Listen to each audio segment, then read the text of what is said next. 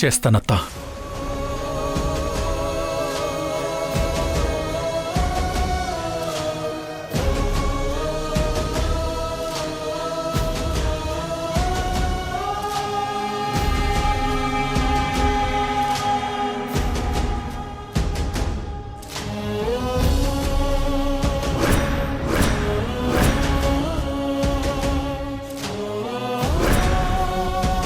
నువ్వు అడిగినట్టే చేస్తాను.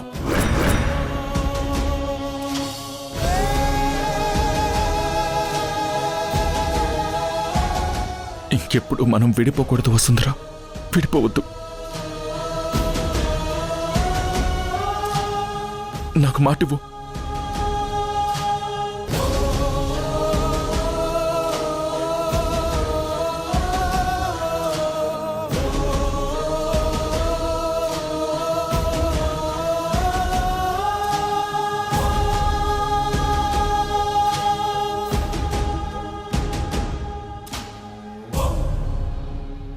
వసుంధర జీవితంలోకి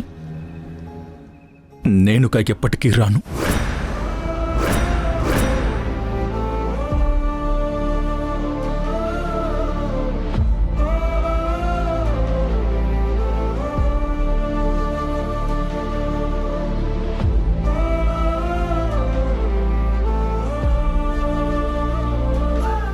ఆ ఇంటి నీడ కాదు కదా, నా జ్ఞాపకం కూడా. తన మీద పడకుండా చూసుకుంటాను.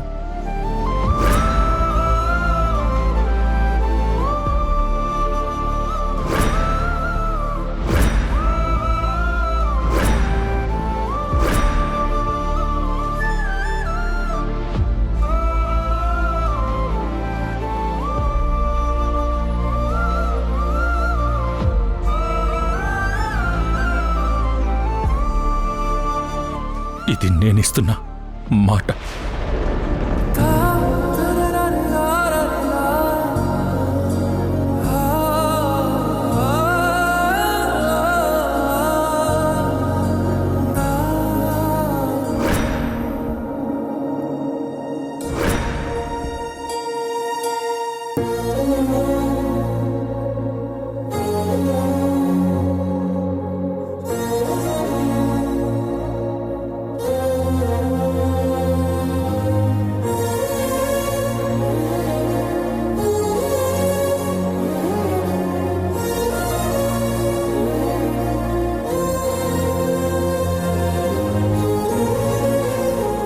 మాటిచ్చావు ధ్రువ, గుర్తుంచుకో. కానీ ఒక్క విషయం అత్తా, నేనుగా వసుని ఎప్పటికీ డిస్టర్బ్ చేయను. తన జోలికి కూడా రాను. కానీ రేపొద్దున తనకి గతం గుర్తొచ్చి నన్ను వెతుక్కుంటూ తనే నా దగ్గరకొస్తే మాత్రం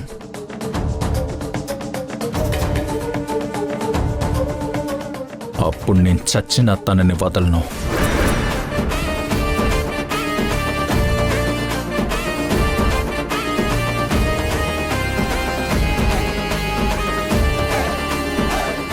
ఇది కూడా నా మాటే.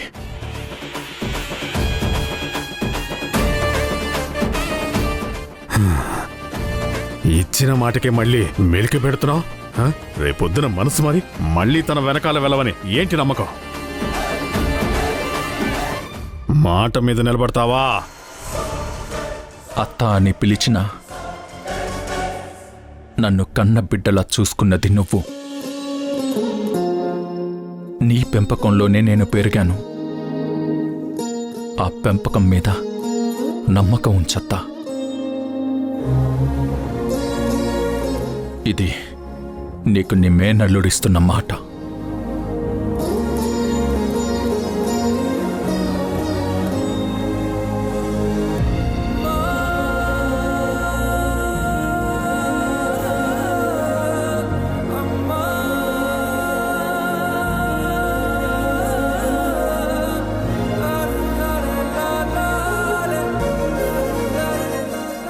రాజీవ్ నెంబర్కి డయల్ చేసి ఇవ్వు.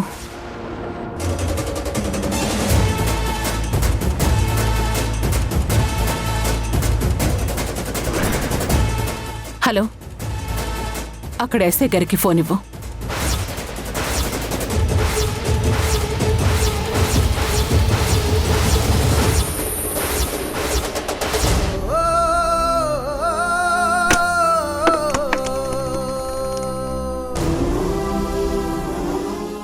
థ్యాంక్స్ అత్తా.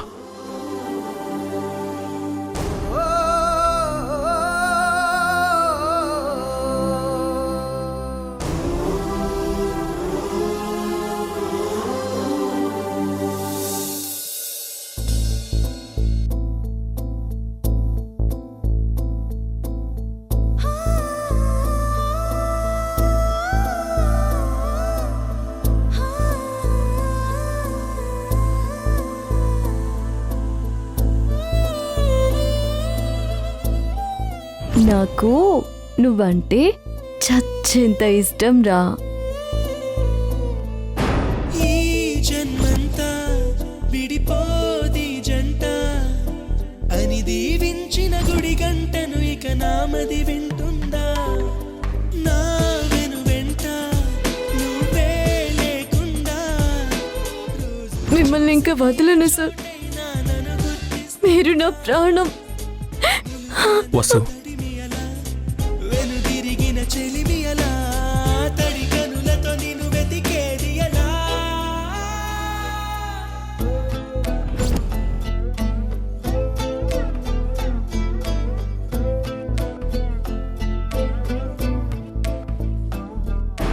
నమ్మక తప్పని నిజమైన నువ్విక రావని చెబుతున్నా, ఎందుకు వినదో నామది ఇప్పుడైనా?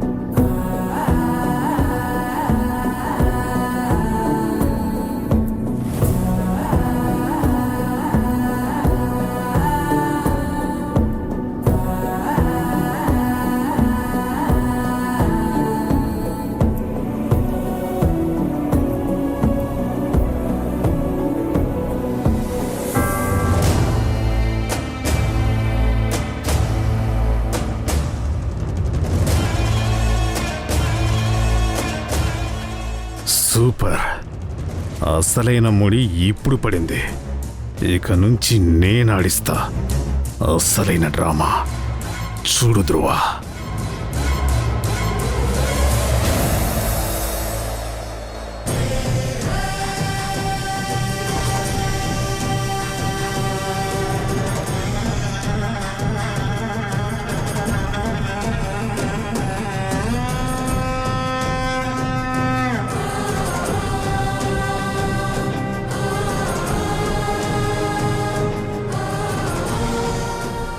అసలు మీ ఇద్దరు మనసులో ఏమనుకుంటున్నారు? పెద్ద త్యాగం చేస్తాం అనుకుంటున్నారా? కాదు, మీరు మనుషులతో ఆడుకుంటున్నారు. వసుంధర జీవితం అంటే మీకు అంత చులకనగా ఉందా? నందిత అడిగితే వసుంధరని వదిలేస్తావా?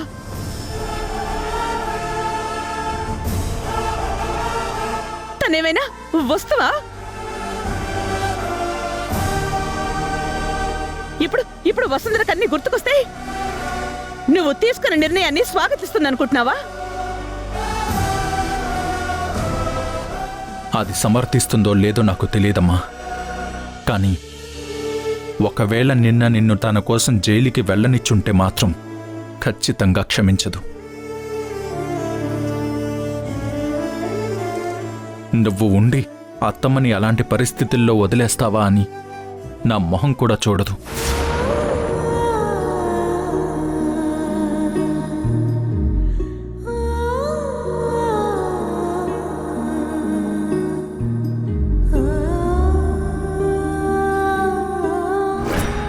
ధ్రువ, అది కాదురా. ఇంకేం చేయమంటావమ్మా నన్ను?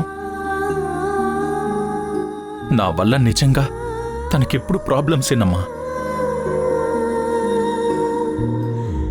ఇవాళ తను హాస్పిటల్లో బెడ్ మీద ఈ పరిస్థితుల్లో ఉండడానికి కూడా ఒక విధంగా నేనే కారణం అనిపిస్తుంది.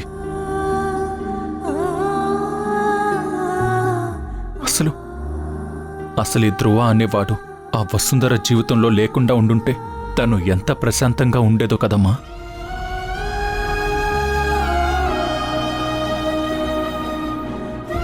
డబ్బు లేకపోయినా పస్తులతో ఉన్నా తన మొహంలో ఎప్పుడు ఒక ప్రశాంతత ఉండేది. అది మన ఇంటికి వచ్చినప్పటి నుంచి వెతికినా కనిపించలేదమ్మా.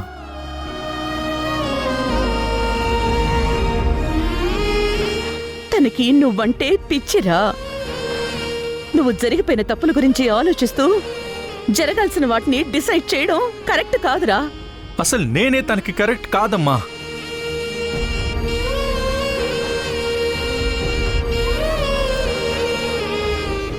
వసుంధర్ని నేనెప్పుడు సరిగా అర్థం చేసుకోలేదమ్మా. ఎప్పుడు వసు నాకు ఎలా కావాలో, నాకేం కావాలో చూసుకుంటూ నా వెనకాలి నడిచింది. మొదటిసారి తనని పూర్తిగా వదిలేస్తుంటే నాకొకటి అనిపించింది.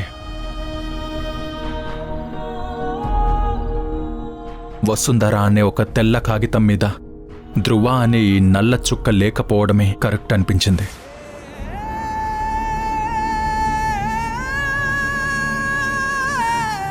అప్పుడేనమ్మా నాకు అర్థమైంది. లోకంలో జరిగే అన్ని గొడవలకి కోపమో పాగో ఇంకొకటో కారణం కాకపోవచ్చు. స్వచ్ఛంగా ఒక మనిషిని ప్రేమించడం కూడా కారణం అవ్వచ్చు అని. ధ్రువ, పెద్ద పెద్ద నిర్ణయాలు తీసుకోకురా. నందితతో నేను మాట్లాడతాను. అసలు ఆ దాస్కి వసుంధర మీద ప్రేమ ఉండేలా చేస్తున్నాడు అనుకుంటున్నావా?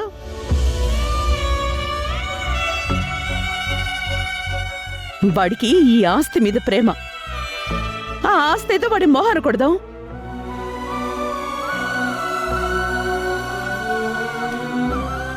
అప్పుడు వాడే వసుంధరని తీసుకొచ్చి మన చేతిలో పెడతాడు. లేదమ్మా, దాస్ వసుంధర్ని అలా పంపడు.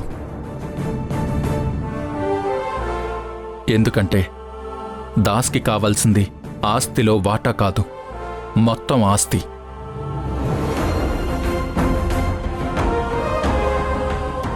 దాంతోపాటు మన కుటుంబం నాశనం అవడం.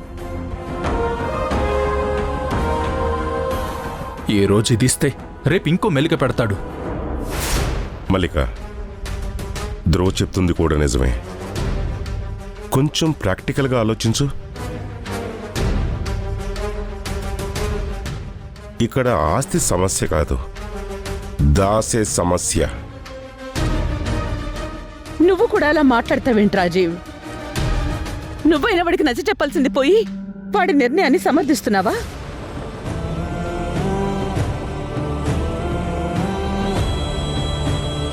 వసుంధరిని ఒంటరిగా అలా ఎలా వదిలేస్తాం? అమ్మా, నేను తన పక్కన ఉన్నా వసు ఎప్పుడు తనొక అనాథని అని, తనకంటూ ఎవరూ లేరని ఎప్పుడూ నా దగ్గర బాధపడుతూ ఉండేదమ్మా. కానీ ఇవాళ తను కళ్ళు తెరిచి చూస్తే తన కోసం నిలబడే ఒక కుటుంబం ఉందని తెలిసి సంతోషపడుతుంది. ధ్రువ, అది అమ్మా, ఇది కేవలం ధ్రువ తీసుకున్న నిర్ణయం కాదు. ఇది ప్రతాప్ కొడుకుగా అత్తకిచ్చిన మాట. ఆ మాటని వెనక్కి తీసుకోలేను, మార్చలేను.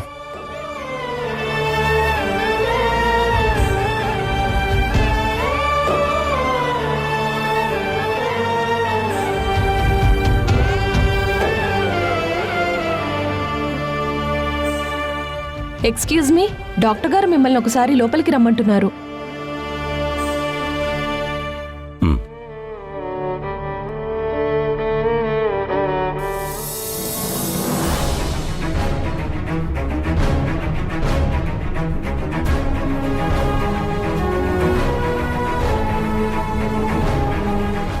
C Mr Dhruva and family, నేను కొంచెం ఓపెన్గా మాట్లాడతాను. పేషెంట్ వసుంధరకి జరిగిన యాక్సిడెంట్ వల్ల తలకి గట్టిగా దెబ్బ తగిలింది.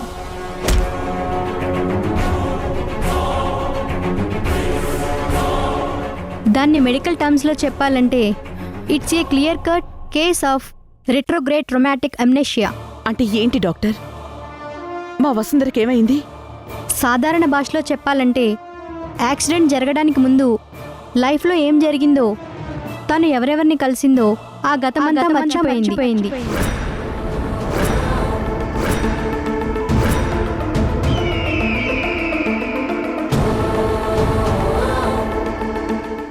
బ్రెయిన్ ఒక రకమైన షాక్కి గురవడం వల్ల ఆ మెమరీస్ అన్నీ లాక్ అయిపోయాయి.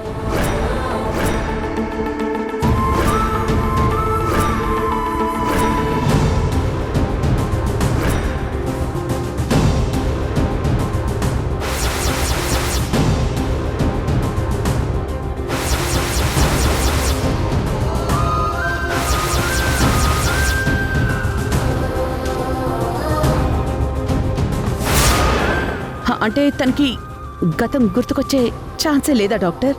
చూడండి మేడం, మీ బాధలో న్యాయం ఉంది. ఈ టైంలో పేషెంట్ విషయంలో చాలా జాగ్రత్తగా ఉండాలి. తనంతట తానుగా మెల్లమెల్లగా పాత విషయాలు గుర్తు తెచ్చుకోవాలే తప్ప మీరంతా బలవంతంగా గుర్తు చేయడానికి ట్రై చేసి బ్రెయిన్ స్ట్రెస్కి గురిచేయకండి.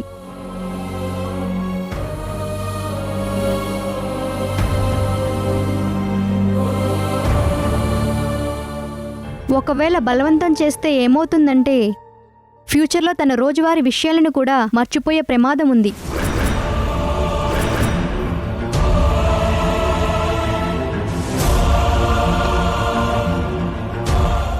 దాన్నే షార్ట్ టర్మ్ మెమరీ లాస్ అంటారు. అంటే ఇప్పటి వరకు జరిగింది మర్చిపోవడమే కాకుండా ఫ్యూచర్లో జరగబోయేది కూడా నిమిషాల్లో మర్చిపోతుంది. సో ప్రెజర్ పెట్టకుండా వదిలేయడమే ప్రస్తుతానికి మంచిది.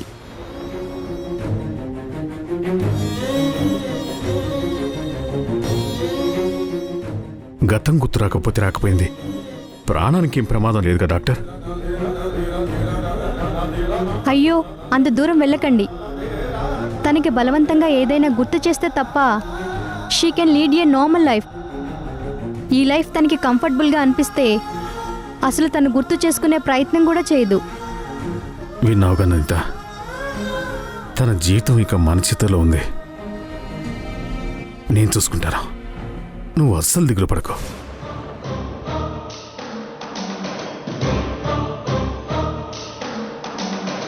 తనకి గతం గుర్తు చేసుకునే అవసరం అస్సలు రానివ్వను.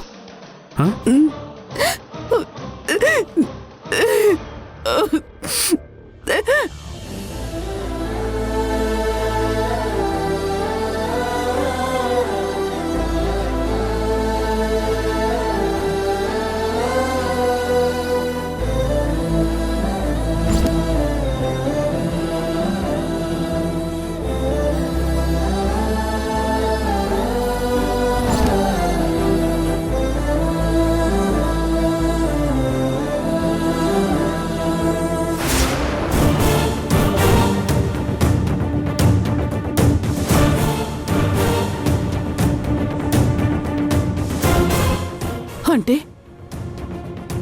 మా అమ్మాయి కళ్ళెదురుగా ఉన్న మనుషుల్ని చూస్తూ కూడా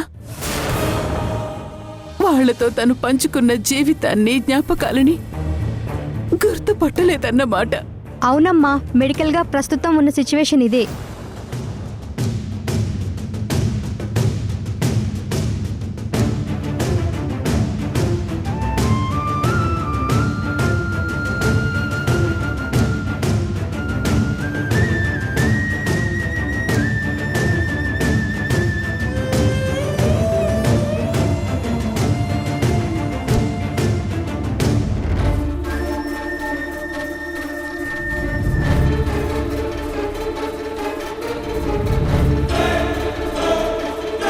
అదే బెటర్లేండి డాక్టర్.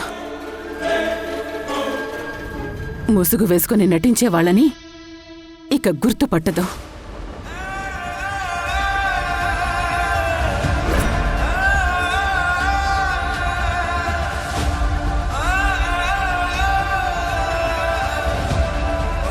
డాక్టర్, ఇప్పుడు అన్నింటికంటే తను ఆరోగ్యంగా ఇంటికి రావడం ముఖ్యం. తను కోలుకోవాలంటే ఏం చేయాలో చెప్పండి, మేము చేస్తాం. సరే,